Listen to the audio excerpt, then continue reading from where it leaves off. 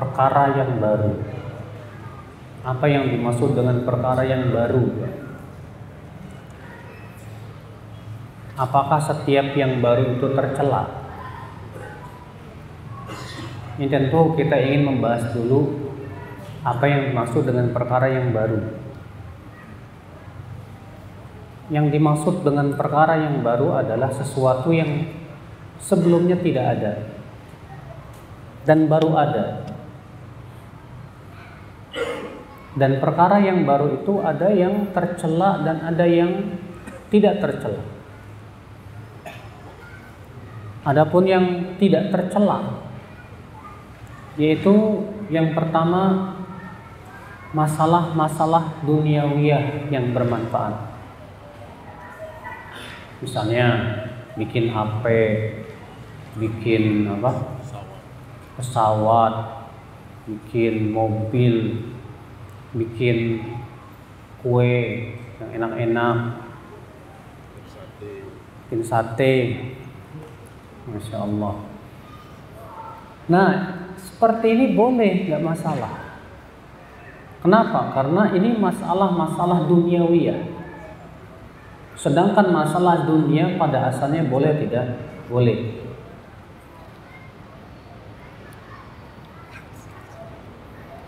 Masalah dunia pada asalnya boleh. Dalilnya mana? Yaitu dalam surat Al-Baqarah ayat 29. Allah berfirman, "Huwallazi khalaqalakum ma fil ardi jami'an."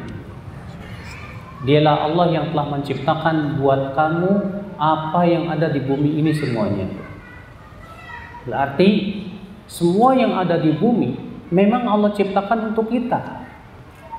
Sehingga dasar ayat ini menunjukkan, kata para ulama, bahwa masalah-masalah duniawiyah pada asalnya hukumnya apa? Boleh, halal. Tidak boleh kita katakan haram kecuali dengan dalil. Jadi dalam masalah dunia kita mau bikin teknologi apa yang terbaru, silakan. Selama manfaat. Yang kedua, tidak memberikan bahaya yang besar untuk kehidupan manusia. Silakan, Pak. Ya, Bapak bikin sebuah alat misalnya yang sebelumnya nggak ada. Ya. Tapi kalau ternyata masalah baru yang hubungannya dengan masalah dunia ternyata mudarat, bahaya. Misalnya Bapak bikin kacamata tembus pandang biar bisa ngelihat yang enggak. Haram, nggak boleh. Ikhwata Islam azani Allah wa iyyakum. Jadi ingat Bapak sekalian, masalah dunia pada asalnya apa? Halal. Tidak boleh kita haramkan kecuali dengan apa? Dalil. Jadi ini yang pertama, Pak. Masalah baru yang tidak tercela, boleh tidak apa-apa. Yang kedua, masalah baru yang berhubungan dengan masalah-masalah agama, namun itu bukan perkara yang sifatnya ibadah yang telah ditentukan oleh syariat. Di mana Nabi SAW tidak melakukannya di zaman beliau karena memang masih ada penghalang-penghalangnya. Tidak Rasulullah SAW lakukan di zaman beliau karena memang masih belum ada pendorongnya. Contoh misalnya, di zaman Nabi ada tidak yang namanya ilmu mustalah hadis? Belum. Di zaman Nabi ada tidak yang namanya ilmu usul fikih? Tidak ada. Di zaman Nabi ada enggak yang namanya ilmu tajwid? Belum ada. Artinya ilmu secara tersendiri ya, Mas ya.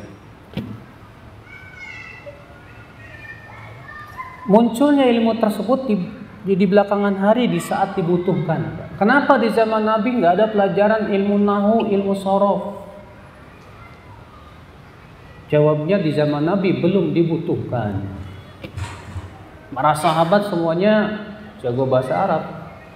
Umur 6 tahun udah jago bahasa Arab. Ya. Di zaman Nabi belum dibutuhkan ilmu hadis. Kenapa? Nabi masih hidup. Pembahasan hadis itu ya terfokus kepada perawinya.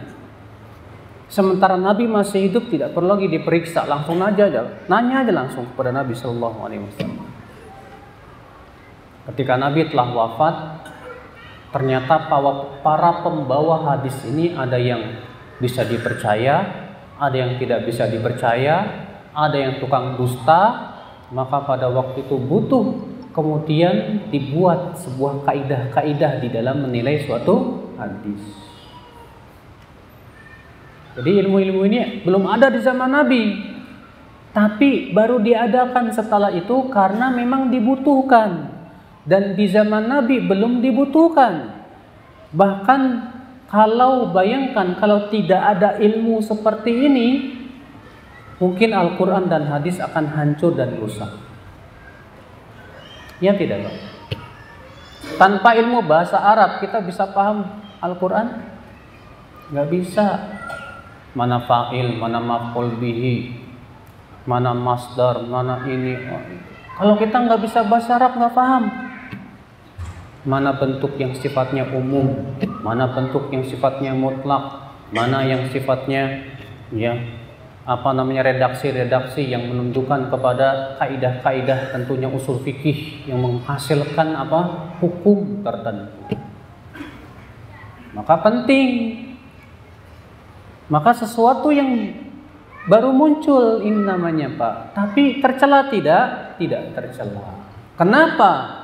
Karena itu sangat dibutuhkan sekali untuk membela agama ini. Sangat dibutuhkan sekali untuk membela Al-Quran dan hadis Nabi Sallallahu Alaihi Wasallam. Ya. Di zaman Nabi, Rasulullah SAW salat tarawih hanya 3 malam. Ya tidak? Ya. Nabi SAW salat tarawih tidak setiap malam, Pak. Di zaman Umar bin Khattab, baru Umar kemudian mengadakan salat tarawih setiap malam. Apakah kita katakan ini tercela? Tidak. Loh, kok tidak tercela? Iya. Karena Nabi SAW tidak salat tarawih itu setiap malam karena ada penghalangnya, Pak. Apa penghalangnya? Takut diwajibkan atas umatnya. Sementara di zaman Umar bin Khattab, penghalangnya sudah tidak ada lagi. Tidak mungkin lagi diwajibkan. Kenapa? Karena wahyu sudah putus dan tidak mungkin lagi diwajibkan. Maka Umar mengadakan tiap malam dan para sahabat semua setuju tanpa ada perselisihan di antara mereka, sehingga menjadi ijma para sahabat. Kesepakatan mereka. Jadi yang seperti ini nggak tercela, tidak. Nah, terus yang tercela itu yang seperti apa? Yang tercela itu, Pak, dalam perkara yang Rasulullah SAW tidak lakukan, sementara di zaman Nabi pendorongnya ada. Nabi mampu melakukannya, tidak ada penghalangnya, tapi Nabi tidak lakukan. Maka kalau kita lakukan, berarti kita sudah mengada-ngada sesuatu yang bukan dari agama. Contoh, seorang sahabat yang mulia, Jabir bin Abdullah berkata, Rasulullah SAW sholat Idul Fitri, sholat Idul Adha tanpa adzan, tanpa qomat. Tanpa adzan, tanpa apa? Qomat. Padahal di zaman Nabi, adzan dan qomat untuk sholat Idul Fitri dibutuhkan tidak? Dibutuhkan untuk mengumpulkan orang. Yang kedua, mampu tidak Nabi menyuruh Bilal untuk adzan dan qomat? Mampu. Tapi kenapa Nabi tidak lakukan itu? Itu menunjukkan bahwa itu tidak disyariatkan. Tidak boleh. Maka dalam masalah yang pertama akidah, nggak boleh kita bikin akidah baru. Karena yang namanya akidah, keyakinan tidak mungkin berubah sampai akhir zaman. Mungkin nggak Pak? Oh, di zaman dahulu ada surga, sekarang udah nggak ada lagi. Nggak mungkin berubah. Masalah akidah tidak mungkin berubah. Maka siapa yang mempunyai keyakinan yang tidak sesuai dengan keyakinan Rasulullah dan para sahabatnya, maka itu pasti akidah yang menyesatkan, akidah yang menyimpang, keyakinan yang menyimpang. Demikian pula dalam masalah ibadah yang sifatnya murni mahdhah, tidak boleh kita bikin-bikin. Oleh karena itulah Bapak sekalian, ikhwatul Islam azan ya Allah wa yakum. Pernah dengar nggak Imam Nawawi? Pernah dengar nggak? Imam Nawawi itu ada dua. Ada Imam Nawawi yang hidup pada abad ke-6 Hijriah, ke-7 Hijriah. Itu orang Damaskus. Ada lagi Imam Nawawi belakangan, itu orang Banten. Dua-duanya ulama, Pak. Iya, dua-duanya ulama dari kalangan ulama mazhab Syafi'iyah.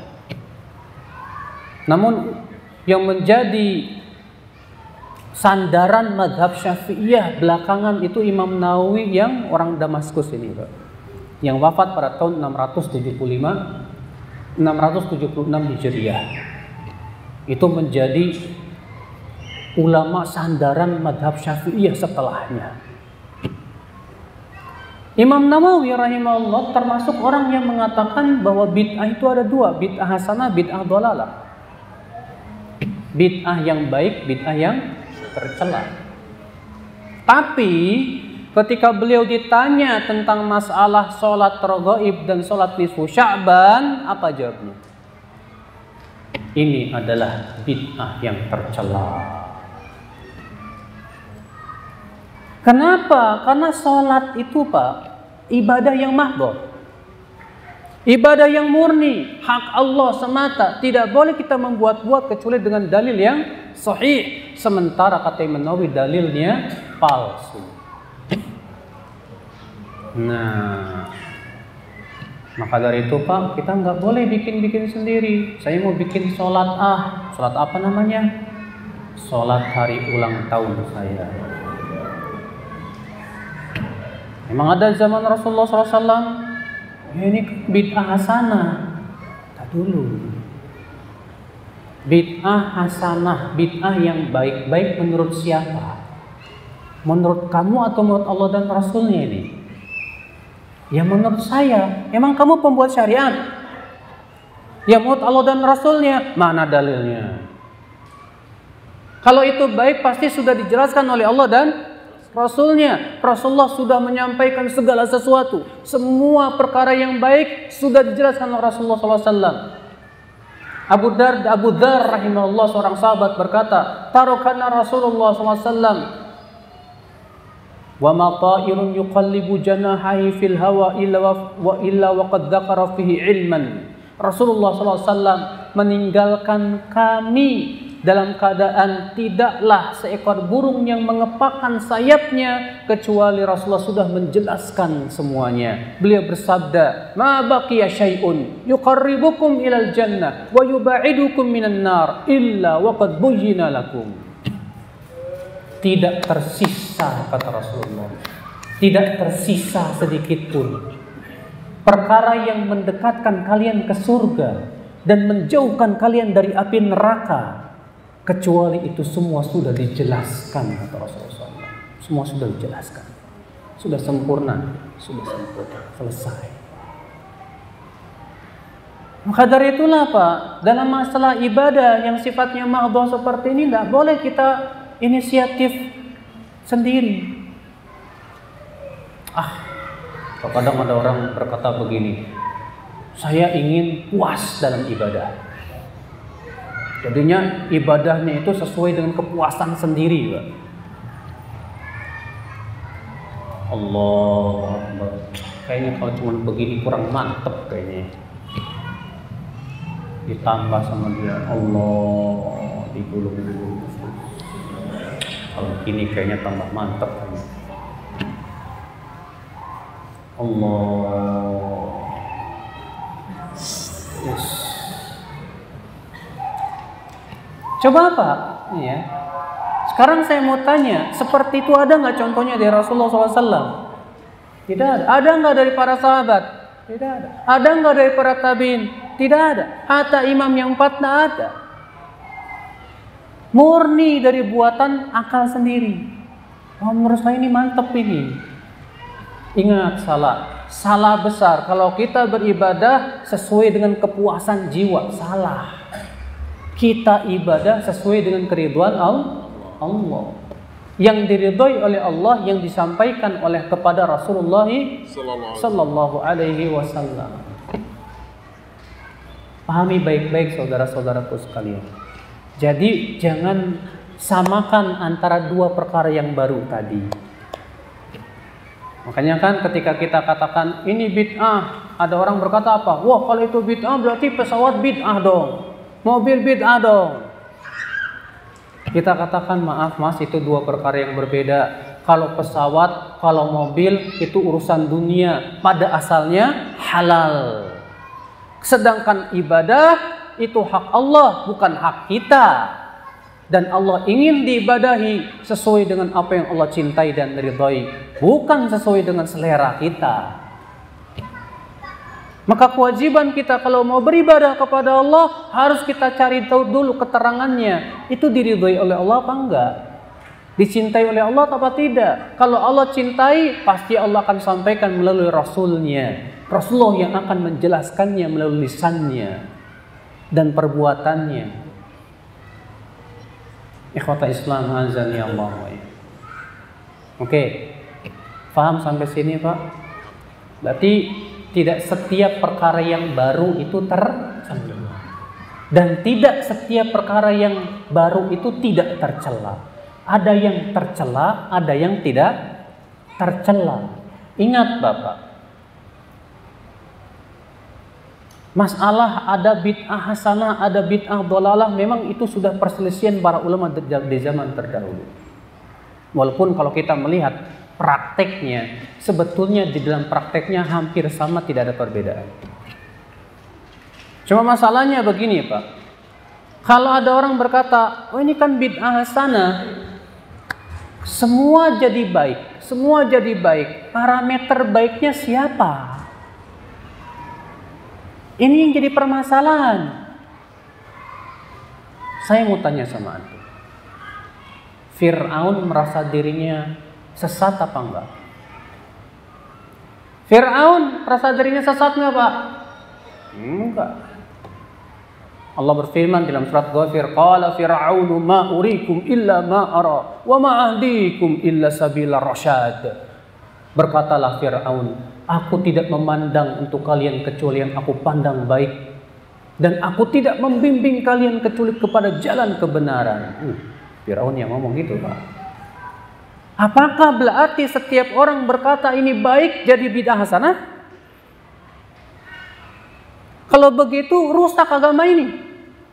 Semua orang yang menganggap baik perbuatannya jadi agama, jadi agama, jadi agama. Hancurlah agama ini Pak. Maka dari itulah parameter untuk dikatakan hasanah baik itu apa? Tentu yang harus dijadikan parameter adalah qala Allah, qala Rasul sallallahu alaihi wasallam, dan apa yang dipahami oleh para sahabat Rasulullah sallallahu alaihi wasallam sesuai dengan kaidah-kaidah syariat.